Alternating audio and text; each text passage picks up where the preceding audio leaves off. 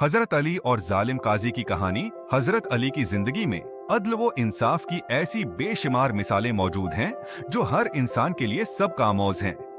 एक मशहूर वाकया है जो आपके अदल, तकव्वी और मामला फहमी को वाज़ेह करता है।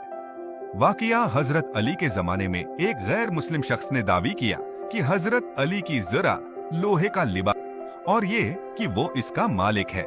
हजरत अली ने देखा कि ये मामला अदालत में ले जाने का है, चनांचे आपने काजी के सामने मुकदमा पेश किया। अदालत में बहस काजी ने दोनों फरीकीन को अपनी बात रखने का मौका दिया। गैर मुस्लिम ने कहा, ये जरा मेरी है और ये हजरत अली के पास आई थी। हजरत अली ने कहा, ये जरा मेरी है, लेकिन चूंकि मेरे पास उसके हक में गवाही नहीं है, इसलिए मैं मजीद कुछ नहीं कह सकता। काजी ने फैसला किया कि चूंकि हजरत अली अपनी ज़रा के हक में गवाही नहीं ला सके, इसलिए ज़रा गैर मुस्लिम शख्स को दे दी जाए। हजरत अली ने अदालती फैसले को बगैर किसी एतराज के कबूल किया। गैर मुस्लिम का रद्दामल ये देखकर गैर मुस्लिम शख्स हैरान हो गया और कहा, ये कैसे मुमकिन है कि खलीफा अल मुस्लिमीन मेरे साथ अदालत में बैठकर इंसाफ कबूल करें?